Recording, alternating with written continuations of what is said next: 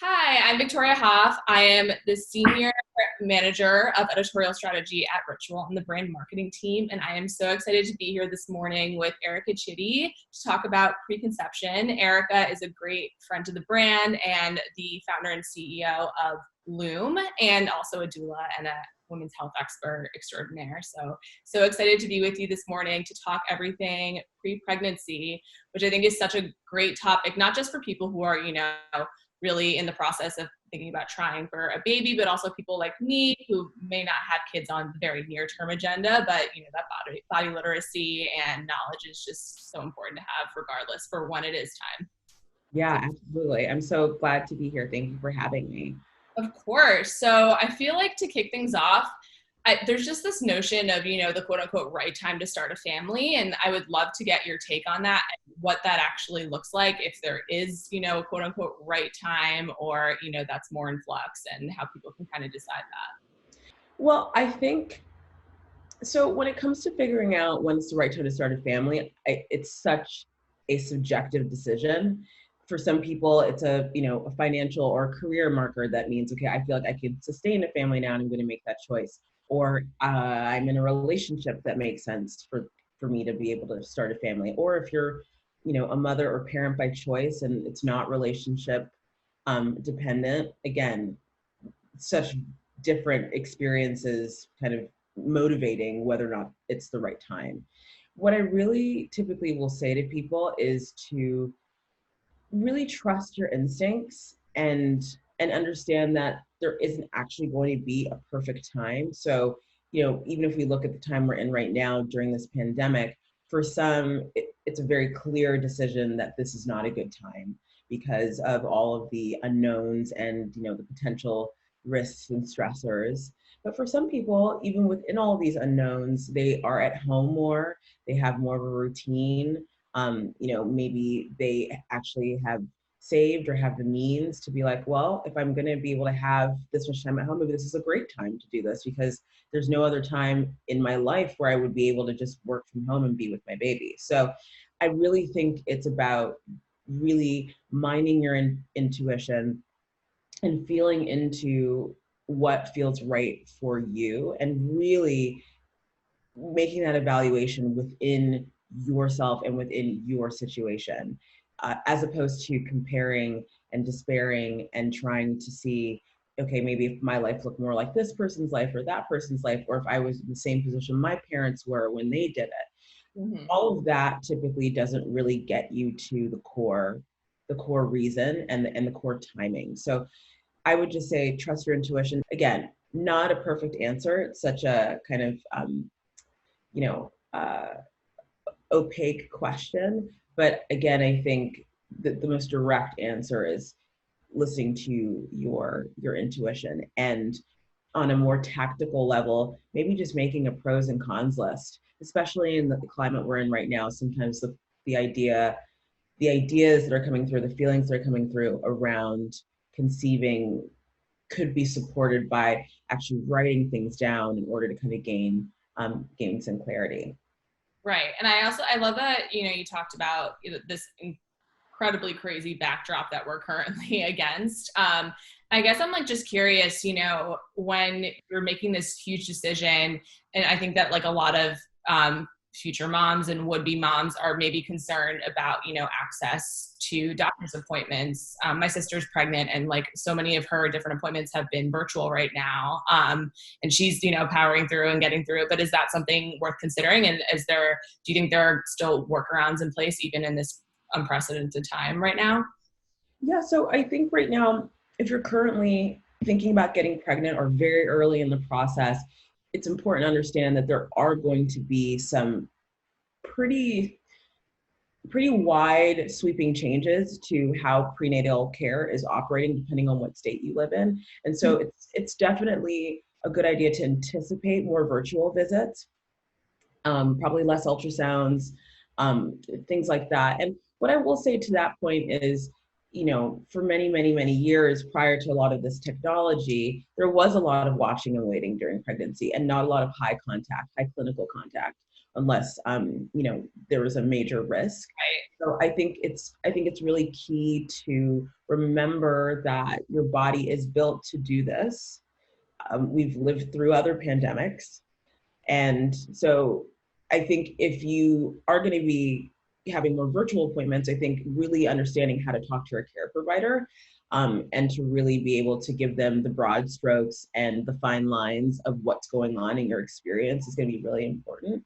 And gaining other components of support. So even though, doulas aren't available to work in person really for the most part right now, maybe social distanced, during the prenatal phase, really building out other areas and other people that you can connect with and get support from during your kind of fertility journey and during the pregnancy. I think it's going to be key due to the fact that you're going to be, pretty potentially losing out on some of the high touch experience with your main care provider, whether that's a midwife or an OBGYN.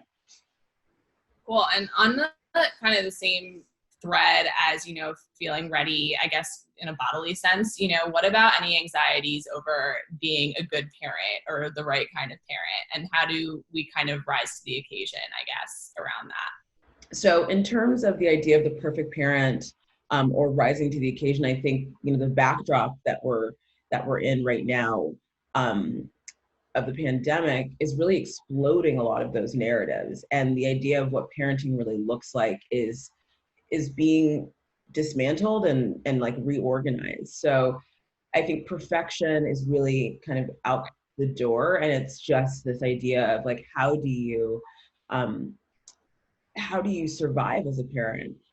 Really leaning into the human experience of it. And I think what's really beautiful now, as much as this is such a hard time, the amount of transparency around the experience of parenting, I think, is giving people like a deeper understanding of that it isn't a perfect process and that there will be mistakes, and you won't know, if you're doing the right thing. And so I would say there is no right way to parent, but it's all about surrendering to the unknown and trusting yourself to be able to develop the skills you need along the way.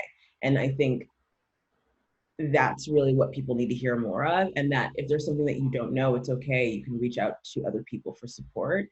And I think with a lot of people connecting virtually now, I think this is a great opportunity for more kind of like crowdsourcing and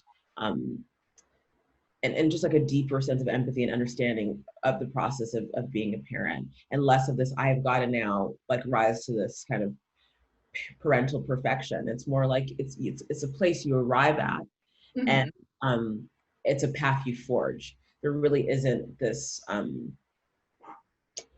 there's not like a direct way that it's going to happen or a perfect way that it's going to go. 100%. Yeah, I love that. That's kind of the silver lining of this whole situation is we're separate from so many people, but also have even more of an impetus to, connect and get together. So let's say that, you've decided I want to try for a baby. How does that path kind of begin in terms of body literacy and knowing, your cycle and what sort of resources or maybe even apps do you recommend to kind of get started on that? Yeah, well, I think at a high level, I think it's important for anyone, whether you're trying to conceive or not, to understand that the menstrual cycle is 4 phases. And overall, like the average cycle is somewhere around, 24 to kind of 30 days, give or take. On average, maybe being around 28. Some people are just happy to just start and they don't really want to think about it too much, but I actually think it's fine. And then in terms of apps, I think Clue is a great app. Kindara is another great app. Yeah, but again, I think, and there's devices as well, like Ava is a device that you put on and it tracks your basal body temperature throughout the month, and it'll also tell you what phase you're in. So it depends on if you want to have, a lot of data, no data, but anywhere around it really just begins with understanding the phases and building some of that tracking information, which is also known as fertility awareness method. Mm-hmm. So yeah, having all that data and details, I think is great. What is the line between, gathering all that information and, kind of stressing about it and getting really bogged down into the details instead of letting the process kind of happen? I think the line is it's pretty fine. I think because women have such little information about their bodies and they have to learn all of that at an accelerated pace with a very particular and kind of important outcome, I think that process in itself already creates a stress. And so definitely just wanting to say to people, be gentle on yourself because you're trying to basically like cram for a really important, process. So there's that piece. In terms of getting too focused on all the data and not really being able to enjoy the process of having sex if you're conceiving without assistance, um, I think it's really just trying to enjoy some of the data collection process early on and use it as a way to, or see it as a way of getting to know yourself and getting to know your body. Really maybe putting it in that kind of prism can be helpful. And then trying to just enjoy the process and the physicality of trying to create a child with someone else, like really allowing that.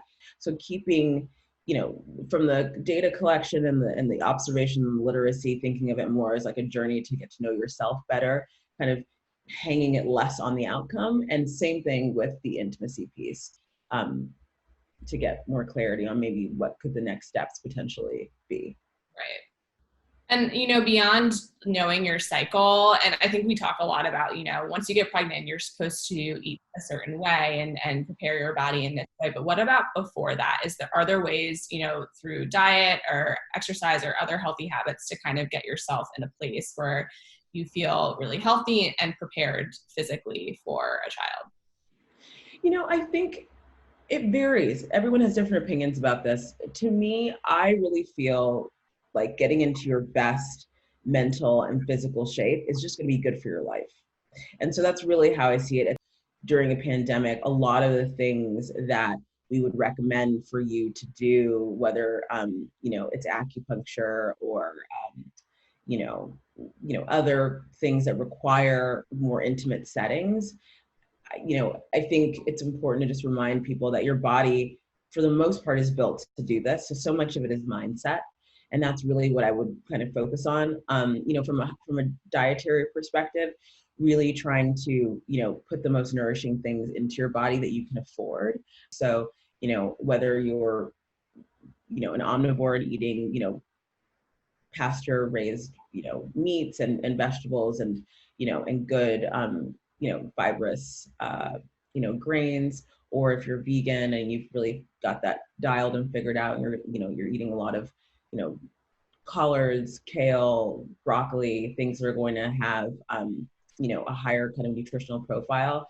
Those are things that I would think about. I mean, one of the things that I always kind of think is helpful, in terms of when you look at your plate, always making sure that there is some greens, there is some fat, there's some fiber.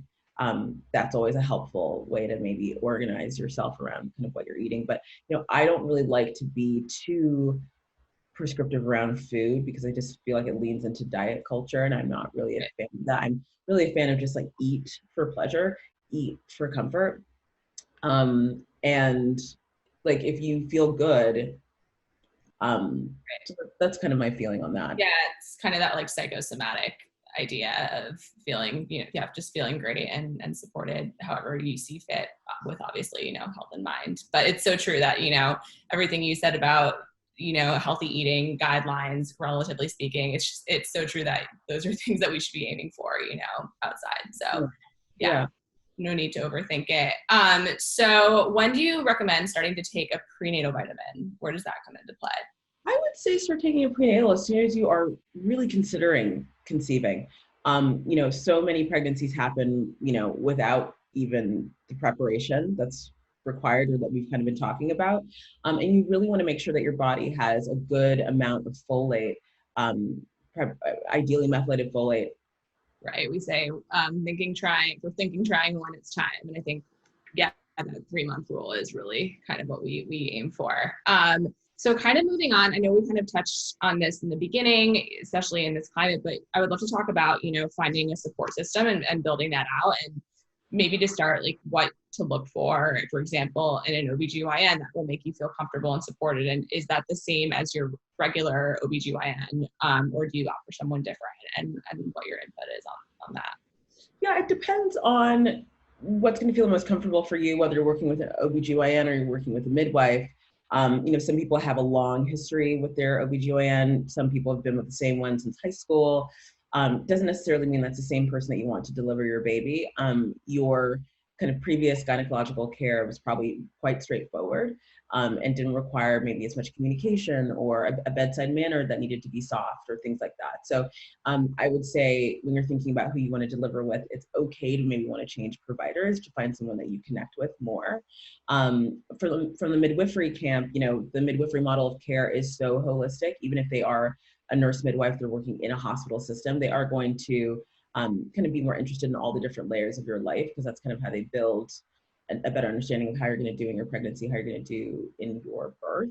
So I would say, like, look into both types of care, because you can receive both in a hospital setting, and if you're thinking about home birth, really starting to get connected in your midwife community now. I think also with the pandemic, there's a lot more interest in home birth, and so I'm imagining that midwives are even busier than they used to be. So again, like, really, potentially, if you're thinking about birthing at home with a midwife, like, maybe switching some of your well woman care or well person care to her before you're even pregnant, so you can start to develop some of that continuity of care. So those would be my things. But really, I think finding a provider, finding a gynecological obstetrical provider is like dating. You really want to make sure it's feeling really good.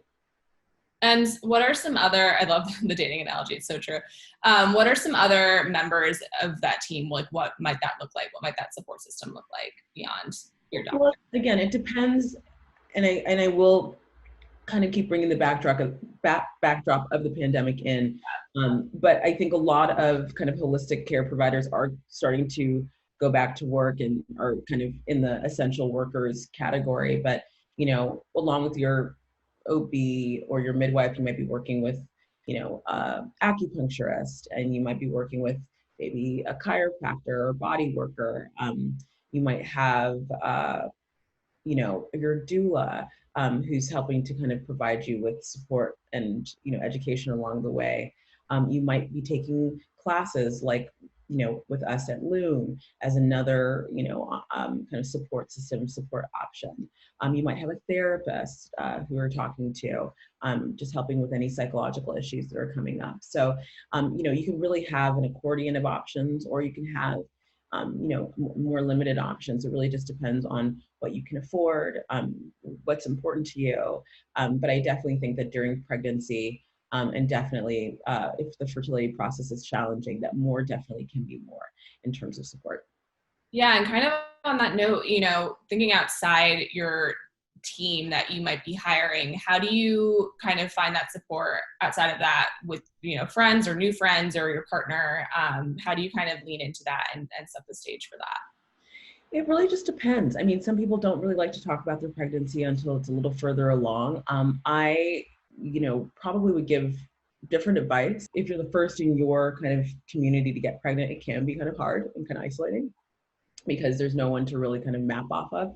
But again, right now, because so many things are virtual, there's a lot of places that you can go to get support and to kind of get met. So I think, really looking at some of these kind of virtual opportunities to kind of connect with other people that are pregnant, I think is really key. Right now, I think, there's an app called Peanut that I think has a really strong kind of expectant new mom kind of community that's there. So I think there's room and ways to kind of navigate that. And with your partner, if with your partner, you probably already are in the conversation around all of this. So I think just being able to express what's coming up for you with your partner, if you have one, is really important, especially during this time. And if you're single and you're a parent by choice, mom by choice, really leaning into your chosen family to support you, and having again, having a doula, I think would be a great call on either end. Right. This has been amazing and so informative. I'd love to just kind of close things out with, any final words of advice you have for someone who's really, going for this for the first time. It's just such a crazy journey to begin. And again, especially, during this time and, what those final words would be. I think the words would be just to stay gentle on yourself and know that we are all collectively really going through a unprecedented time, and no one really knows where all this is going to go. And actually, pre-pandemic, I think none of us really knew then either, but it wasn't as sharp, the feeling of that unknowing. And so really staying gentle, taking as best care of yourself as you can, and trusting the timing, of everything, I think is really important. And really prioritizing self-care, whatever that may look like for you. Well, love that. Well, thank you so much, Erica. And thank you all for tuning in. I hope you all learned as much as I did. And stay tuned for the rest of our amazing day of events. Thank you for having me.